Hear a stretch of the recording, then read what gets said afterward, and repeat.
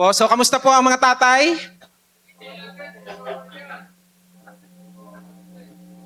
Batiin nyo naman po yung inyong mga katabi. Kamusta po kayo? Kamustahin nyo sila. So palakpakan po natin si Lord. Ano po ang nakikita nyo sa picture? Ano po ang nakikita nyo? Bakal. Ano pa po? Espada. Kita nyo ba? Wow, gold. Ano pa? Yun. Lahat po ng nakita ninyo ay dumaan po yan sa refinery or dumaan po siya sa, hindi naman agad siya naging bakal. Hindi naman agad siya naging espada. Hindi rin po agad siya naging gold bar. May proseso po yan. Pinapakita ko po sa inyo yan para ma-picture out po natin ano ba yung atin pong pag-uusapan. Yung po sa ginto na ating pag-uusapan, makikita po natin diyan kung paano po, hindi naman agad ganyan. Kagaya po sa atin bilang mga mananampalataya, tayo naman po hindi agad nanampalataya. Tayo naman po ay hindi agad pumunta ng fellowship. Ano po?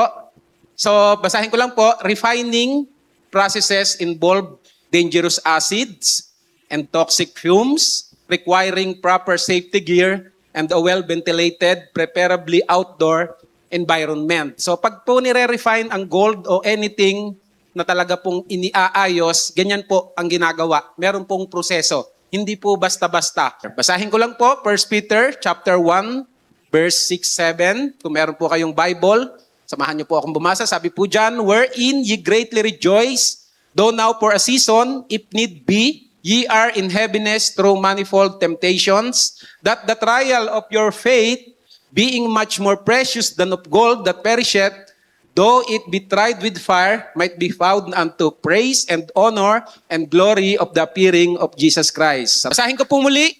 Fire is a powerful force that can both destroy and purify. In the same way, the fire of God's presence can refine us, removing impurities and making us stronger. Just as gold is tested by fire, our faith is tested by trials and challenges. But don't be afraid, for God's fire is not meant to consume us, but to purify us, making us more like Him. Ipinapaalala po sa atin ng salita ng Diyos na ang Panginoon po ay banal, makapangyarihan, at purifying. Ano po, yan po, pag binasa po natin ang salita ng Diyos, yan po ang makikita natin sa ating Panginoon. Siya po ay banal, siya po ay makapangyarihan, at ang salita po niya ang nakapag-purify sa bawat isa po sa atin. Kaya tayo po, no, bilang mga mananampalataya, kung tayo po ay lack of reading the Word of God, paano po tayo mapupurify? Kung tayo po ay hindi nagbabasa, nag-aaral ng salita ng Diyos, paano natin makikita ang kabanalan ng Diyos? Paano natin mararanasan ang kapangyarihan ng Diyos? Lahat naman siguro sa atin dito, no, naranasan na ang kapangyarihan ng Diyos. Sino yung nakaranas ng kapangyarihan ng Diyos? Sa iba't ibang kaparaanan. Sa karamdaman mo, pisikal, sa relasyon mo sa iyong pamilya, sa pangangailangan mong financial. No po, may mga paraan po ang Diyos. May mga paraan po ang Diyos para po siya ay ating maranasan. Nakikita po natin, siya ay banal, kaya po tayo ay sinisikap po natin na maging banal dahil tinutularan po natin ang Panginoon. Kaya po sa ating mga bisita, ano po, pag binasa nyo po yung John 3:16, meron naman po kayo makikita sa Bible nyo sa inyong cellphone. Meron kayong apps kung kayo familiar sa Bible dun sa mga bisita. Basahin nyo po yun, makikita nyo po yung pagmamahal ng Diyos. No? Sapagkat gayon na lamang ang pag-ibig ng Diyos sa iyo, sa atin. Kaya po ang Panginoong Hesukristo namatay para sa akin, para sa iyo, para sa inyo. At kung tayo'y maniniwala sa sampalataya, ang sabi po doon, hindi ka mapapahamak. Saan? Sa impyerno. Kundi magkakaroon ng buhay na walang hanggan sa langit. Yan po ang sinasabi ng Panginoon. So fire ignites passion. When the Holy Spirit fills a believer, passion replaces fear. Takot ka ba mag-share ng salita ng Diyos? Takot ka ba na sumubok? Baka ikaw ay i-reject. Takot ka ba na mag-ministry? Baka ikaw ay hindi fit dito. Takot ka sa maraming bagay kaya ayaw mong subukan. Marami sa atin, no, baka ganun, ayaw sumubok dahil natatakot. Mas gugustuhin pang mamatay nang walang kalaban-laban kaysa sumubok doon sa nakakatakot sa ating pakiramdam. Kung lagi po tayong natatakot, paano po tayo makakapagbahagi ng salita ng Diyos? Kaya sabi na po, kung tayo po ay puspos ng banal na espiritu, passion replaces fear. Yung takot natin, magiging passion natin. Kung takot tayo mag-share ng Word of God, takot tayong lumabas sa ating comfort zone, dahil tayo'y nag-aaral ng salita ng Diyos, dahil tayo'y puspos ng banal na espiritu, nawawala po yung ating takot. Naranasan nyo na po ba yan? Sino nakaranas ng ganyan? Dati takot ka, pero ngayon dahil alam mong sinasamahan ka ng Diyos, malakas ang loob mo. Ano pa? Boldness replaces silence. No, yung ating katahimikan, nawawala, nagkakaroon tayo ng tapang, nagkakaroon tayo ng boldness kung tayo po ay puspos ng banal na espiritu. Paano mangyayari na tayo mapuspos ng banal na espiritu? Kailangan po natin na mag-aral po ng salita ng Diyos. Kailangan po natin ilapit ang ating sarili sa ating pong Panginoon. Ano pa? Love replaces coldness. Kung tayo po ay walang pagmamahal sa ating kapwa, wala tayong pagmamahal na nararamdaman, pero kung tayo po ay puspos ng banal na espiritu, wala po tayong hindi mamahalin. Yung kaaway natin, tinuturo sa atin ng Panginoon, love your enemy, love your neighbor. Ano pa? Love your God with all your heart. And ano yung pangalawa? Love your neighbor as yourself. Ano po? Kaya matuto po tayong magmahal. Kung tayo po ay puspos ng banal na espiritu, yan po ang mangyayari. The fire of the Spirit empowered ordinary people to do extraordinary things. Na ano nyo ba yan, mga kapatid?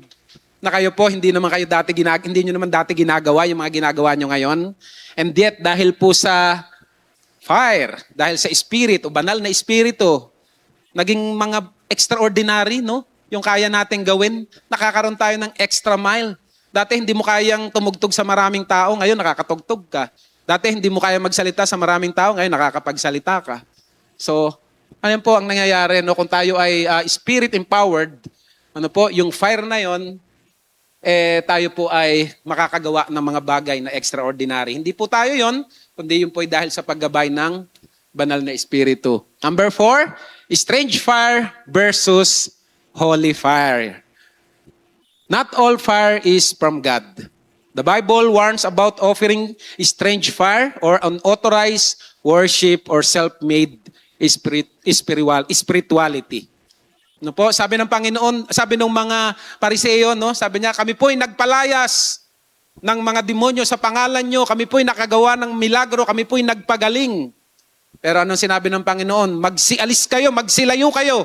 Hindi ko kayo nakikilala. Kaya po sa atin mga kapatid, examine po natin ang ating mga sarili. Ano po? We must seek genuine repentance. Baka po tayo ay gaya-gaya lang. Kasi yung asawa ko, nagsisi, tinanggap ang Panginoon bilang sariling tagapagligtas, gaya na rin ako. O baka po yung mga anak natin, iniisip natin dahil tayo'y mananampalataya, baka akala po natin, porke na isasama natin yung ating mga anak, yung ating asawa sa simbahan, baka akala po natin sila'y ligtas na. Ano po? Baka akala po natin, makakasama na natin sila sa langit. So let us examine ourselves. Sa sarili po muna natin, ako ba'y talagang totoong mananampalataya? Ako ba'y talagang totoong tumanggap sa Diyos? Ako ba ay talagang nakakakilala sa Diyos? Bakit ganito pa rin ang aking ginagawa? Sabi sa ating lesson, no, sa C2S Devotional Manual, press start. Ang sabi doon sa verse na ginamit, no, kung tayo'y bagong nilalang na, dapat yung desire natin, mga bago na rin. Ngayon, kung ang desire natin the same thing pa rin, nung tayo ay hindi pa nakakakilala sa Panginoon, tanungin natin ang sarili natin. Kung tayo po ba talaga ay genuine yung ating pong repentance. O baka tayo'y gaya-gaya lang. Ano po? Ano pa? True worship. Paano po yung true worship? Paano po natin gagawin yon? Baka akala lang po natin, ano po, pag may worship team dito, tapos tayo'y kumanta, taas tayo ng kamay, umiiyak ka pa. Baka akala po natin, yun na ang true worship. Hindi po. Ang true worship po, kahit nasaan ka, kung ang sinusunod mo salita ng Diyos, magkakasala ka, pero naaalala mo, ito ang sabi ng salita ng Diyos, pag napaglabanan mo yun, wino-worship mo na si Lord. Sa ganung bagay. Huwag po tayong mamamali. Ano po, baka akala lang natin, pag nandito lang tayo sa simbahan, tsaka lang po tayo nagwo-worship. Ano? Naluhod ka dyan, talagang todo ano yung worship mo, pero paglabas mo ng simbahan, paano po ang buhay natin? Ano pa po? Spirit-led service. Sa ating pong service na ito, sa ating ginagawa para sa Panginoon, kahit ikay taga-bukas lang ng pinto, taga-welcome ka lang, taga-good morning ka lang, taga-good afternoon ka lang, taga-bati ka lang, kung ginagawa mo yan para po sa Panginoon, para sa pagmamahal mo sa Diyos, may reward ka po dyan. Yan po ang gusto ng Panginoon. Hindi po yung tayo'y gaya-gaya lang. Hindi po dapat ganon. Examine po natin ang mga sarili natin. Dahil po yan, pagdating natin sa langit, parang ginto po yung ating mga ginawa. Susubukin po ng apoy. At pag po yan ay hindi pasado kay Lord, sayang po yung ating mga effort na ginagawa. Sayang po yung ating pagpapagal na tayo po'y pumupunta sa fellowship, tayo po'y lumalabas para mag-share ng Word of God. Pero kung hindi po ito led by the Holy Spirit ang ating ginagawa, sinasabi ko po, basahin po natin ang salita ng Diyos at makikita po natin doon na pagdating pala sa langit, susubukin lahat ng Panginoon ang ating ginawa. Is your spiritual life burning bright or has no fire in your heart? Ano po? Totoo po ba na tayo bilang mga mananampalataya, nagagawa po ba natin ang nais ng Diyos? Talaga bang yung salita ng Diyos ay talagang naglalight, nagliliwanag sa ating buhay? Kwento ko lang po, no, yan po ang team ng Group 4. Ayan, makikita nyo po, ang gaganda ng ngiti. Pero kung, yan, last Saturday lang po yan, every other Saturday po, ang Group 4 po ay nagkakaroon kami ng meeting. Ang dahilan po ay unang-una, bawat bahay po ng mga miyembro ng Group 4, pinupuntahan po namin. Bakit? Para makita po natin, makilala natin kung saan sila nakatira, kanyang pamilya. At pagkatapos po noon, kung saang bahay po kami naandoon, yung mismong may bahay, siya po ang nag-share ng word. Nagde-devotion po ba? After po ng devotion, nagkakaroon ng kwentuhan, kainan, kasama na, no, kapihan, hindi mawawala. Last Saturday, kila Kuya Louie po kami sa Balubad. Sa pamamagitan po niyan, kami po, after ng devotion, iikot po yun, nagkakaroon kami ng reflection, nagkakaroon po ng insights ang bawat isa. May napatapat kami sa isang bahay ng isang grupo. Sabi niya, Kuya Bobby, nakakatuwa naman tong ginagawa natin. Hindi po ako sanay magsalita sa maraming tao.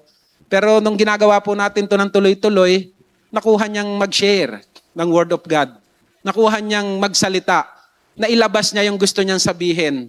No? Nailabas niya yung mga bagay na parang ang hirap ilabas noon. So sa pamamagitan po ng aming ginagawa, mismo po sa loob ng grupo, natitrain po yung bawat isa na mag-share ng Word of God.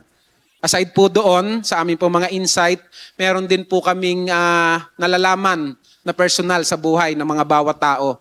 Yung fire po nila sa kanilang puso, kahit malalayo pa, galing trabaho, yung iba, pero umattend po, naandyan pa rin po. Sabi ko nga sa inyo, every other Saturday, ginagawa po namin yan. Pagka po kami nagkukwentuhan na, akala nyo lahat nakangiti, akala nyo lahat walang dinadala at masaya. Pero bawat isa po sa kanila may dinadala. Iba-iba po ang kanilang dinadala. Merong nagkwento po dyan sa kanyang physical na karamdaman na parang nanghihina na siya, parang gusto nang sumuko. Pero dahil po sa kapangyarihan ng Panginoon, sa pagmamahal niya sa Panginoon, ayaw niya sumuko, tuloy pa rin ang paglilingkod sa Panginoon. Meron dyan, matatagal ng mananampalataya, pero pag nagkwento, nakakaranas pa rin po sila ng panghihina. Kagaya po ng bawat isa sa atin, nakakaranas po tayo ng panghihina. Pero dahil po tayo ay grupo, nagkakaroon po tayo ng palakasan sa isa't isa. Naririnig po natin yung mga buhay nila, kung papaano po ang Panginoon ay kumilos sa kanila, kung papaano po nirefine ng Panginoon ang buhay nila. Makikita po natin na kahit ayaw na nila, kahit napapanghinaan na sila ng loob, pero dahil sa pag-i-encourage ng bawat mananampalataya, dahil sa kapangyarihan ng Diyos na nagko-convict sa kanila, nagpapatuloy po. Nagpapatuloy po sila. Kaya ako po, personally, as a leader po ng Group 4, ito po sa mga katatayan na ito, ako po ay masaya. Ako po ay nagpapasalamat sa Panginoon. Dahil kahit malalayo, pag pinatawag natin, alam naman nila every other Saturday, sila po ay dumarating. at sila po ay natututo. Yung mga iba dyan, no, kung kilala nyo sila, meron dyan mga tahimik eh. Meron dyan hindi mga masyadong nagsasalita.